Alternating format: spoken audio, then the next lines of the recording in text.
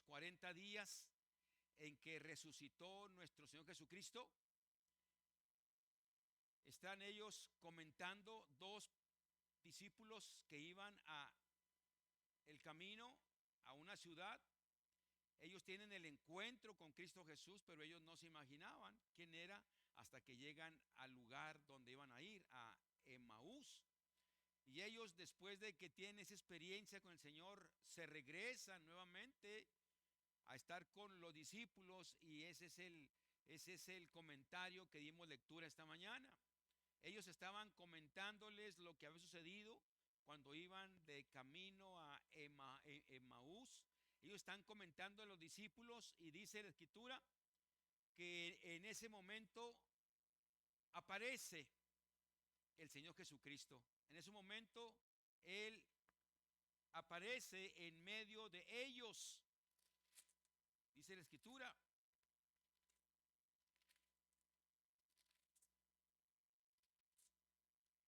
Dice, mientras ellos aún hablaban de estas cosas, lo que dijimos, Jesús se puso en medio de ellos y les dijo: paz a ustedes.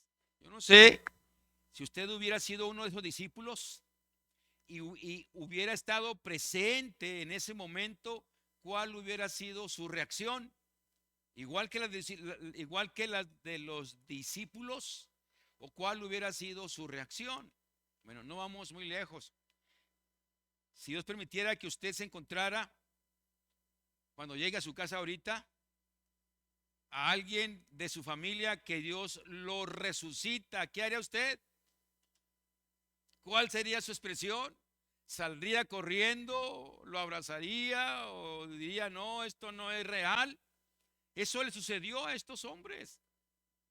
A pesar de que ya el Señor Jesucristo les había dicho, porque más adelante Él les dice, pero imaginémonos el cuadro, imaginémonos la situación. Ellos estaban tristes, había muchas preguntas en su mente. El gran Dios, el Señor que venció el mar, calmó la tempestad, sanó enfermos, levantó muertos, ha muerto, no está con nosotros, no está con nosotros. Entonces, miren lo que les dice el Señor. Entonces, espantados y atemorizados, pensaban que veían espíritu. ¿Algún fantasma? ¿Alguien que se presentó de la tumba? Estaban espantados. ¿Ha visto usted a una persona espantada, atemorizada? ¿Usted ha estado una vez atemorizado, espantado por una situación o por algo que le haya sucedido? Así estaban ellos, porque vieron al Señor Jesucristo. Aunque ellos en su mente tenían esas palabras, como que no, como decimos, no les cayó el 20. ¿Qué tiene que hacer el Señor para que esta palabra quede impregnada en sus pensamientos, en su espíritu? Dice el versículo, allá más abajo, dice el versículo 45. Y esto nos va a ayudar también a nosotros, porque también se nos olvidan cuando está el problema y la prueba. Se nos olvida que somos cristianos y a lo mejor blasfemamos y hacemos y decimos cosas que no deberíamos haber dicho. Dice el versículo 45: entonces les abrió el entendimiento para que comprendiesen las escrituras. Les abrió el entendimiento espiritual para que esa palabra que estaba dándoles quedara en sus espíritus, quedara en su mente, para que cuando viniera la prueba o la situación que iba a llegarles, ellos pudieran decir: sí, el Señor está conmigo, Él resucitó, lo hemos visto, hemos platicado con Él. Usted y yo no lo vimos, usted y yo no pudimos platicar con Él, usted y yo no le tocamos, no tuvimos ese privilegio, no tuvimos esa bendición que tuvieron la gente de ese momento de platicar y estar personalmente con Él. Pero nos dejó también su palabra. Aunque no podemos tocarlo físicamente, aunque no podemos hablar físicamente con Él, tenemos el mismo privilegio que tuvieron ellos de comunicarnos, de experimentar su presencia. ¿Y cómo experimento su presencia? Bueno, me examino y veo que ya no soy el mismo de antes, que ya no pienso y actúo como antes. Quisiera hacerlo. Quisiera tener un momentos de cómo arreglaba las cosas antes para arreglarlas, pero ya no puedo. Ya no, porque no es a la manera de Dios. Entonces voy a su palabra y ella me indica de qué manera yo puedo vencer y vivir esa vida sobrenatural mientras estoy aquí. Entonces eso es maravilloso. Pero ellos no era ese el cuadro. Ellos estaban espantados,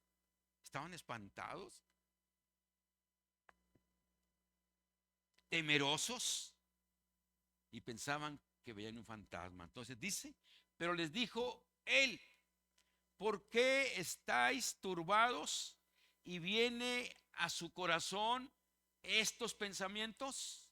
¿Por qué? ¿Por qué actúan de esa manera? ¿Por qué expresan todo lo contrario?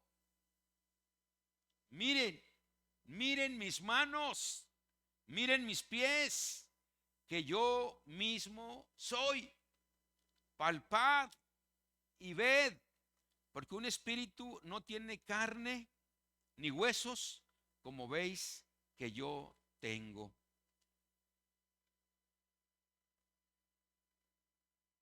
No, yo soy físicamente el mismo. Yo soy el mismo.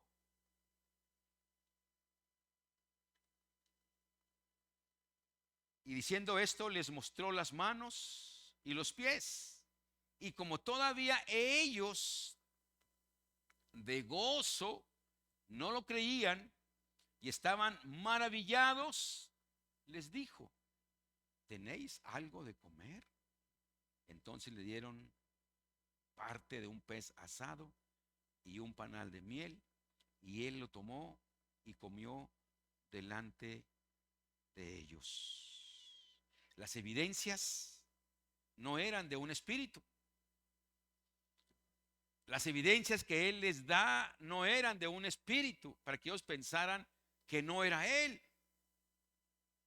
Y si ven ustedes en los pasajes que acabamos de leer, hay pensamientos, sentimientos encontrados. Primero de espanto, de asombro y luego de alegría, de gozo al recordar que él les había dicho eso. Y luego la evidencia que él les dice. Miren mis manos, están horadadas. Miren mis pies, están horadados. Tóquenme, tóquenme. Oiga, qué privilegio tan tremendo tuvieron estos hombres. Qué privilegio tan tremendo. Pero era necesario que así pasara, porque ellos iban a ser los responsables de extender ese mensaje. Así que tenían que tener una base firme para poder dar la palabra con autoridad.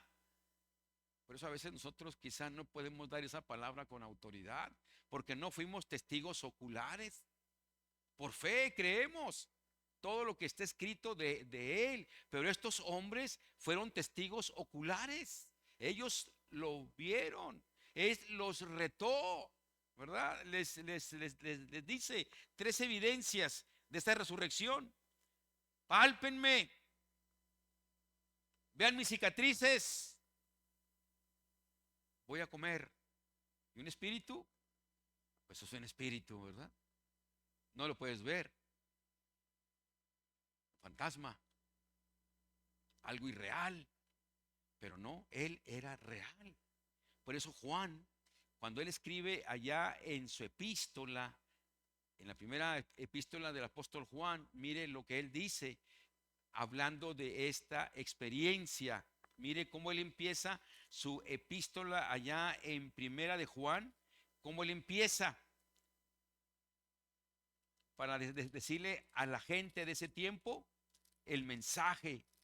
Dice, lo que era desde el principio, lo que hemos oído, lo que hemos visto con nuestros ojos, lo que hemos contemplado y palparon nuestras manos tocante al verbo de vida, tocante a Jesucristo. Así empieza él su epístola diciéndoles, nosotros, yo, Juan, tuve la experiencia de verlo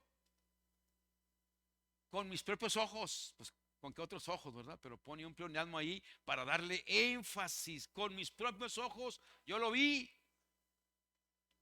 lo toqué, platiqué con él.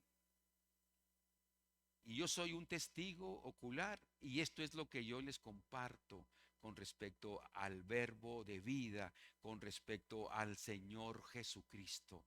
Esto les comparto. Esto es mi experiencia espiritual.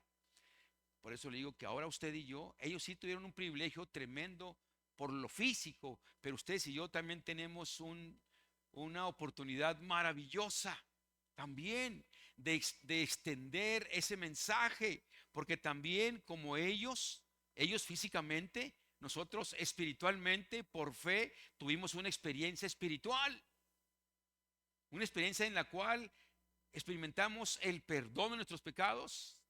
Algunos lloramos, algunos hicimos otras manifestaciones cuando entendimos que Dios nos había perdonado. Y luego ahora, cuando yo trato de vivir ahora otra vida, yo puedo entender que no soy el mismo que era antes de conocer a Cristo Jesús. Yo veo que no soy la misma persona que yo era antes de haber encontrado a Cristo Jesús en mi vida. No soy el mismo. ¿Qué pasó? ¿Quién hizo ese cambio? Al menos los que tuvimos un problema de adicción, yo prometí muchas veces que ya, que era la última, que era la última, y nunca por 18 años, nunca pude. No pude. Hasta que me dijeron, prueba a Dios, pruébalo. Y lo probé y desde entonces lo sigo probando todos los días. Sí, porque es el único que me ha sostenido hasta este momento. Así que también yo tengo el privilegio de decir a la gente, yo también le conocí, no físicamente, pero le conocí espiritualmente, porque yo sé quién era antes, sé quién soy hoy. ¿Y quién lo hizo? Él. Él me dice en su palabra que si yo creo en ese mensaje que Él dejó a los discípulos para que lo extendieran, que dejó esta palabra para que pudiéramos comprender total el plan de Él, y que ahora yo tengo el privilegio, tengo el honor de llevar ese mensaje a aquellos que están perdidos. Porque al final del pasaje que leímos, él les dice, y ustedes son testigos de esto. ¿Qué está diciendo? Continúen el mensaje, continúen el trabajo, continúen la gran comisión, continúen el ministerio, como queramos llamarlo, ministerio, comisión, trabajo, pero dice, continúenlo, continúenlo. Amén. Dice el 44, y les dijo, después de que le dice que vean sus manos, sus pies, que lo toquen, le dan de comer. Entonces él les dice, y les dijo, estas son las palabras que os hablé. Estas son las palabras que les había dicho que tenían que cumplirse todo lo que la ley de Moisés y los profetas y los salmos escribieron de mí. Maravilloso, ¿verdad? Usted puede, cuando comparte el evangelio, yo empecé una plática con una mujer este miércoles, y yo le decía, vamos a empezar a estudiar un libro maravilloso, un libro que tiene más de 6 millones de copias. 6 millones de copias. Yo le decía, esta mujer dice que lee muchos libros. Le dije, entonces usted conoce el valor de los libros. Usted conoce el valor y la importancia que tienen los escritores, el que relata. Entonces le digo, mire, el que vamos a empezar a estudiar, tiene más de 6 millones de copias hechas. Se escribió en un periodo de 1600 años. 40 personas de diferentes estratos sociales, reyes, sacerdotes, campesinos, pescadores, médicos, intervinieron para dejarnos este mensaje maravilloso. Si usted conoce el valor literario de los libros, pues este supera a todos. El Corán, 800 millones, el libro Mormón, 400 millones de copias, pero el de nosotros, 6 mil millones de copias en todo el mundo, desde que Gutenberg levantó la imprenta y se empezó a imprimir este maravilloso libro. ¿Tendrá valor o no tendrá valor para nosotros? Para los bautistas ya vimos el principio 2. ¿Qué es el principio 2? La autoridad de la Biblia. No tenemos otra autoridad. No hay nada por encima de la autoridad de la Biblia para nosotros como iglesias bautistas. Es nuestro segundo principio importante, la autoridad de la Biblia, el mensaje autoritario de la Biblia para ponerlo y llevarlo a práctica y vivirlo todos los días. Amén. Así que Él les dice, todo esto que ustedes les estoy recordando y les estoy diciendo, estaba escrito en los profetas, en la ley de Moisés y en los salmos.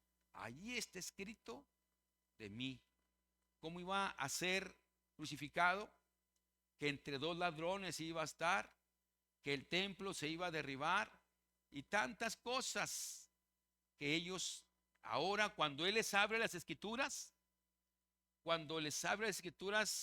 ellos comprenden lo que habían aprendido de la Torá, de la ley de Moisés, de los profetas, de los salmos. Se les vino todo ese conocimiento, como cuando estos dos hombres iban por el camino. Ellos dicen después que ellos, cuando Cristo les abrió las escrituras, dice que ardía algo en su corazón, pero no alcanzaban a comprender quién estaba hablándoles de lo que iba a suceder.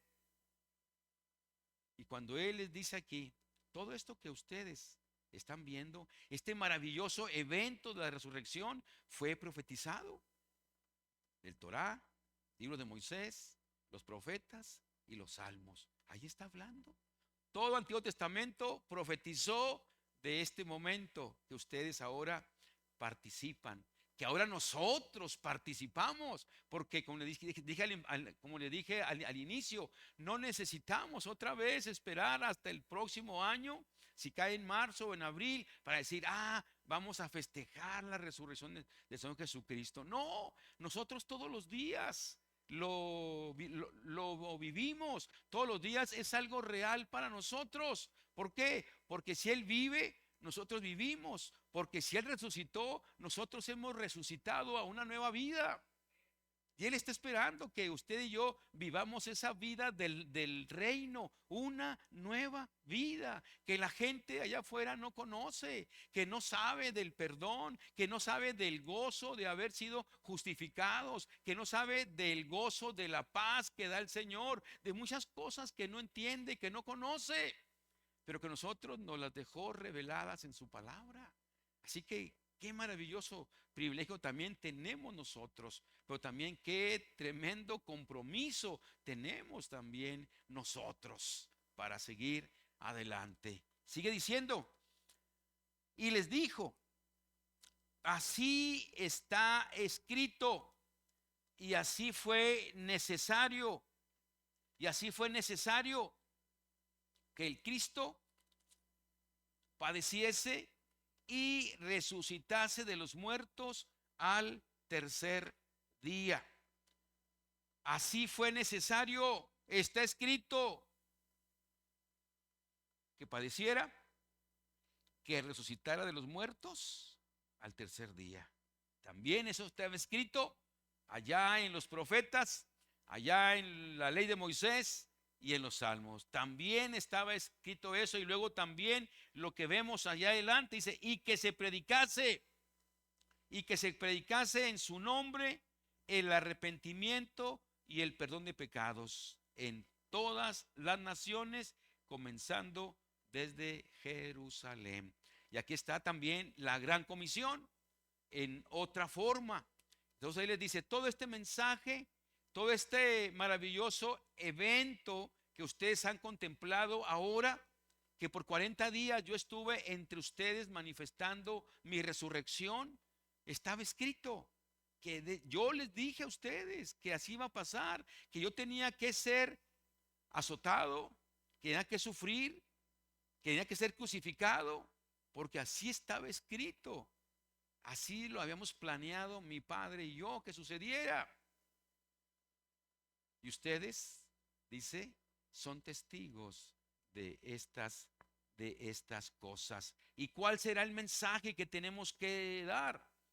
Dice, aquí está, y que se predicase en su nombre el arrepentimiento y el perdón de pecado a todas las naciones. Tenemos que ir a todas las naciones a predicarles, a decirles de que en Cristo hay perdón de pecados, que necesitan arrepentirse de sus pecados y aceptar el sacrificio de Cristo Jesús en la cruz del Calvario por la humanidad. Ese es el mensaje que tenemos que proclamar. Ese es el mensaje que tenemos que llevar allá afuera. Por eso estamos preparándonos dentro de los varones, estamos preparándonos porque queremos que la palabra nuevamente fluya en nosotros. Queremos que la palabra otra vez el Señor nos abra entendimiento a la iglesia Ixoye y volvamos a retomar el compromiso de que estamos en este lugar, que estamos en esta ciudad, que estamos en este país para hacer influencia, no solamente en esta área, sino dice hasta el fin de la tierra, empezando en Jerusalén. Tenemos que empezar en nuestra Jerusalén, este lugar alrededor, y así nos vamos simultáneamente, empezando en nuestro hogar y luego con las 20 personas que tenemos ahí, familiares, amigos, vecinos, compañeros de trabajo, mi jefe. Ahí está el ministerio que tenemos también que salir nosotros. Porque él dice, terminando este versículo 48, y ustedes son testigos de todas estas cosas. Él nos dice esta mañana a nosotros, y ustedes son testigos de estas cosas. La misma orden, la misma bendición, ustedes son testigos de estas cosas que les he dicho. Nos dice a nosotros en esta mañana, ustedes son testigos de estas mismas cosas. Así que el mismo mensaje que le dieron a los discípulos es el mismo mensaje que tenemos que llevar nosotros. Amén. Y esto nos habla del cuarto principio. El cuarto principio, yo no hallaba cómo meterlo, porque pues está muy, muy raro. Y decía yo, ¿cómo va a entrar este cuarto principio de las iglesias bautistas? Bueno, el cuarto principio es el principio, aquí lo tengo, es el principio, mire, es el principio 4, es el principio sociológico. ¿Qué es el principio sociológico? Es un gobierno democrático. No es política, es política. Es un gobierno democrático. En la iglesia Dios manda. Dios es el que gobierna. Entonces la iglesia es una monarquía en donde el rey es Jesucristo, nuestro Señor. Amén. ¿Estamos de acuerdo? Aquí hay una monarquía. Aquí el que decide no es el pastor, el que decide es Cristo Jesús. Él es la cabeza de la iglesia. Él es el Rey de reyes y Señor de señores. Entonces, ¿cómo nos vamos a regir? Bueno, tenemos este principio sociológico. Sabemos que y hemos compartido la vida del reino que instituyó el Señor Jesucristo al resucitar. Ahora nos ha dado una vida para vivirla en el reino de Él, que es el propósito, ¿sí? Tenemos el acróstico del crecimiento en dirección hacia arriba, una iglesia que crece no solamente en número, sino una iglesia que crece también en espiritualidad, de acuerdo a Hechos 2, 42 y en adelante, que hemos estado hablando. Ahorita estamos con los varones, estamos hablando de el liderazgo. Acuérdese, otra vez se acuerda de el acróstico. El fundamento es Cristo, no hay otro fundamento, no hay otra piedra angular más que la persona de Cristo Jesús. Esa es la base, el señorío de Cristo, la cabeza de la iglesia es Cristo. Y luego sigue el segundo escalón, la Biblia como única norma de fe, de práctica, de autoridad. Y ahorita estamos en el tercer escalón, el liderazgo. Dios tiene que levantar líderes que tenemos que involucrarnos en el crecimiento, no solamente numérico, sino también espiritual de la iglesia. Entonces estamos ahorita en eso, en el entrenamiento de los líderes. Así que oren por nosotros, ¿verdad? Oren para que podamos ser obedientes. Es un trabajo muy grande, maravilloso trabajo de ser influencia, de ser de bendición. Pero aquí está, a eso nos llamó el Señor. Así que en la iglesia Dios manda. Dios es el que gobierna. Entonces la iglesia es una monarquía en donde el rey es Jesucristo, nuestro Señor. Dice, aquí está lo interesante, pero en los asuntos prácticos que no se estipulan en la Biblia, la iglesia descubre la voluntad de Dios por medio de la democracia.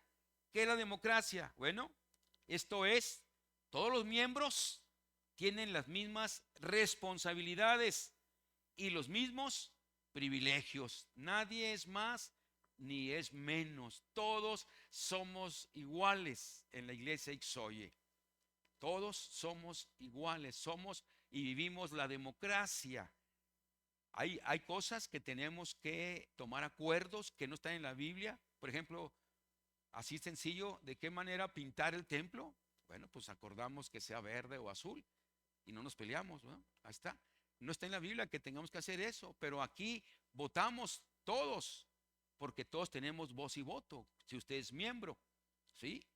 Tenemos voz y voto. Así que todos tenemos los mismos privilegios y las mismas responsabilidades. ¿Sí? ¿Sí entendimos? Hasta ahí vamos bien. Muy bien. Y luego sigue diciendo, esto es, todos los miembros tienen las mismas responsabilidades y los mismos privilegios. Asimismo, cada uno de los miembros tiene el derecho de dar su opinión y su voto en la toma de decisiones. Hechos 6 del 1 al 7, cuando la iglesia creció a tal grado que dijeron los discípulos, no es bueno, no es justo que nosotros atengamos a las mesas, atengamos otras responsabilidades y estamos descuidando la oración y la palabra de Dios. Así que iglesia, reúnanse, esto es democracia, reúnanse y nombren de entre ustedes a varones. Y da la descripción, da los requisitos, le llamamos diáconos, ahí está, ¿verdad? Júntense, tomen votos y levanten, y dice ahí, ¿verdad?, que se juntó la iglesia y votaron y pusieron personas y aprobaron, oraron por ellos, pero buscaron las cualidades que decía ahí que tenían que tener. Eso es democracia, ¿sí? Democracia. Otro más también que está, otro pasaje es, no es que está muy largo aquí, pero los que conocemos poquito, también en Hechos 15.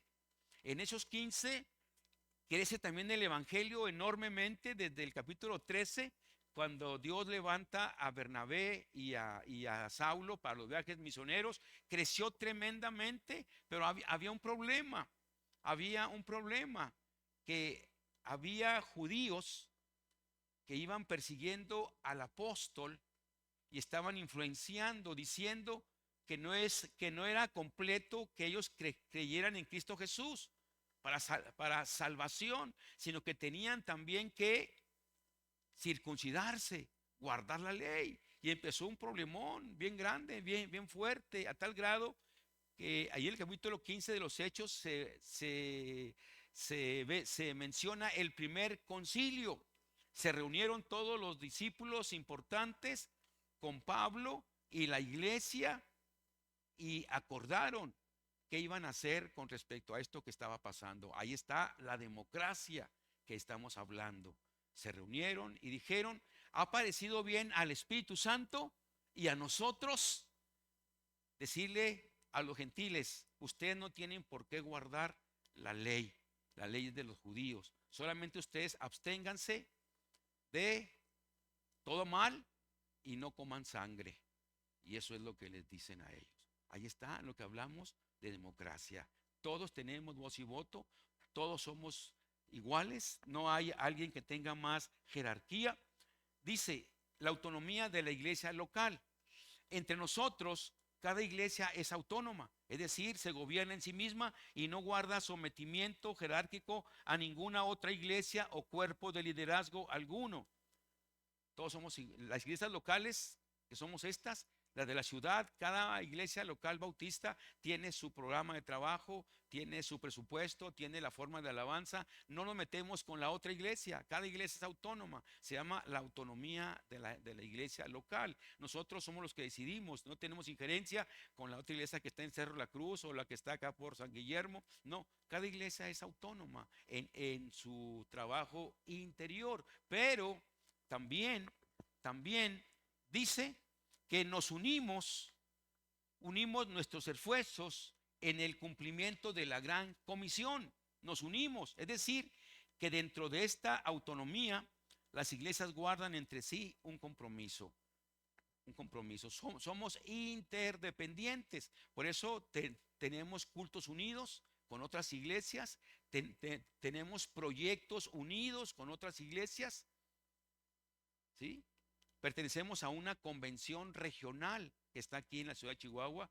En el estado de Chihuahua son 4 convenciones regionales: la de Ciudad Juárez, la del Valle de Juárez, nosotros que somos el centro de la ciudad de Chihuahua, y la última que está en la zona sur.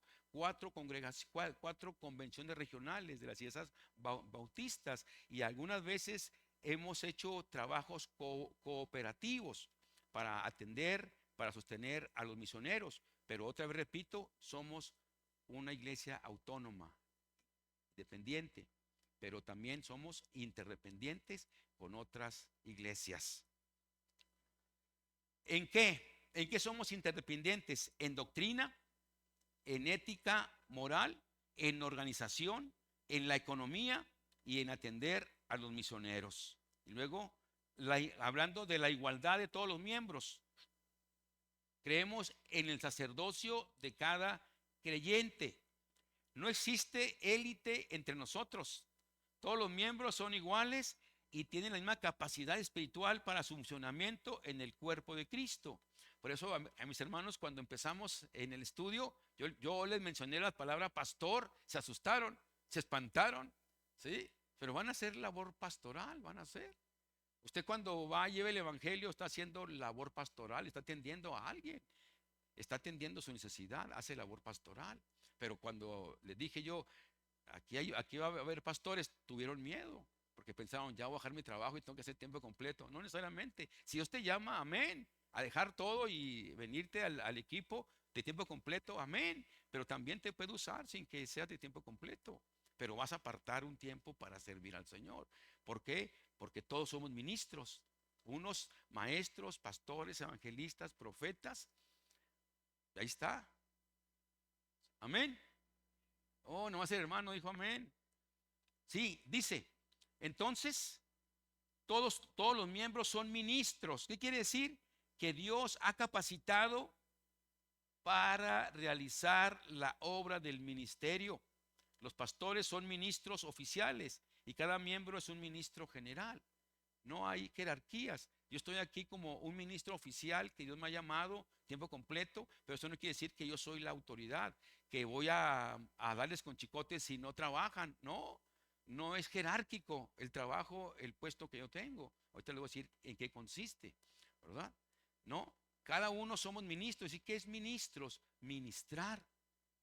Ministrar es servir a las necesidades de la gente en la iglesia y allá afuera. Todos somos ministros. De hecho, cuando empezamos el estudio con los varones, ¿cuál fue el primer estudio que tuvimos? El servicio. Fue lo primero que vimos, el servicio. Que si tú no sirves, no sirves.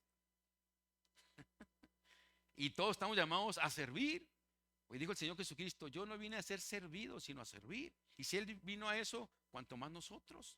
Así que lo que distingue a la iglesia es una iglesia que sirve. Amén.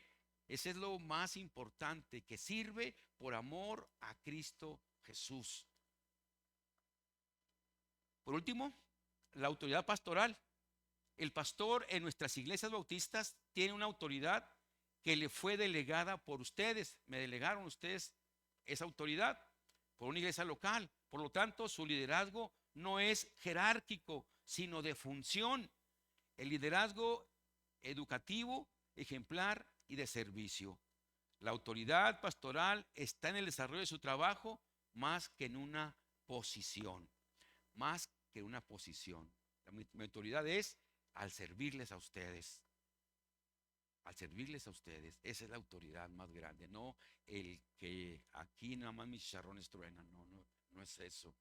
Es en base al servicio. Último versículo, Hebreos 13:7. Por esta razón, pues por esta razón, ustedes hay que sujetarnos a la autoridad oficial. Hebreos 13:7. Hebreos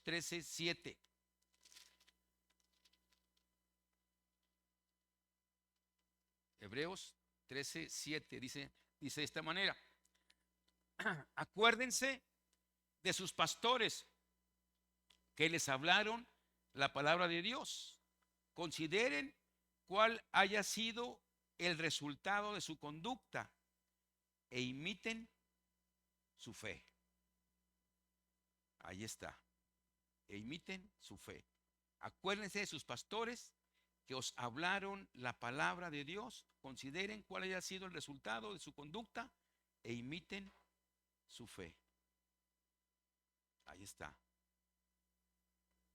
Imiten la fe del pastor. Tengo 30 años aquí. Así que usted puede que está más joven, dure otros 30 años aquí. No hay ningún amén.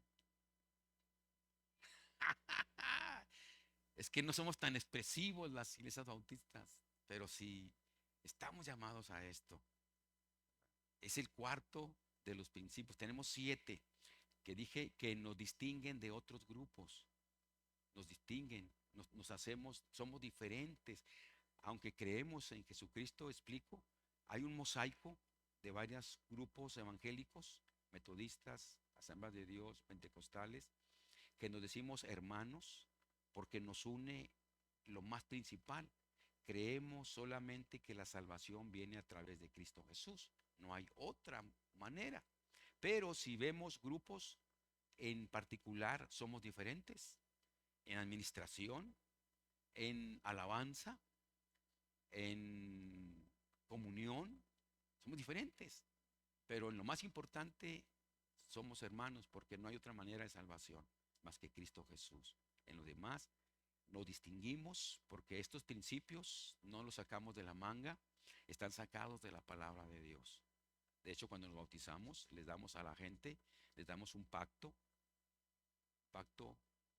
de iglesias bautistas, le damos un perfil mínimo, lo que Dios espera de usted si es miembro, lo mínimo, mientras está aquí con nosotros. Amén. Usted y yo somos testigos. Hay que ir y dar fe de esta verdad. Cristo vino, murió, fue sepultado y resucitó al tercer día y está vivo. Ustedes y yo somos testigos y hay que llevar ese mensaje. Amén. Vamos a orar. Padre Celestial, te damos gracias por la palabra que nos has dado en esta mañana. Una palabra maravillosa, una palabra que nos aliente, nos anima en este tiempo tan difícil de situaciones adversas sobre nuestra vida como familia, como iglesia, como individuos. Tanto ataca el enemigo tratando de desvirtuar toda tu palabra, Señor. Un ataque frontal contra la familia. Pero gracias, Señor, porque tenemos tu palabra. Ayúdanos a amarla, a apasionarnos de ella y conocerla, porque al conocerla te conocemos a ti, Señor. Y al conocerte a ti, pues todavía nuestra vida más y más puede ser utilizada.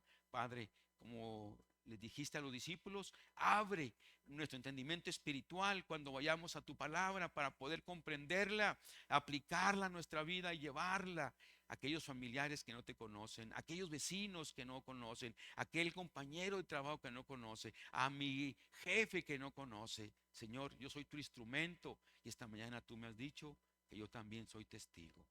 Gracias, Padre, por ese privilegio, pero también ayúdanos a tomar este compromiso. Llévanos con gozo, con alegría en tus hogares, guárdanos de peligro, de accidentes, de asaltos, y que esta tarde podamos seguir reflexionando sobre la palabra que nos has hablado. Jesucristo lo pedimos. Amén. Hermanos, antes que se vayan, vamos a orar por Diana. Diana, sus hijos están viniendo.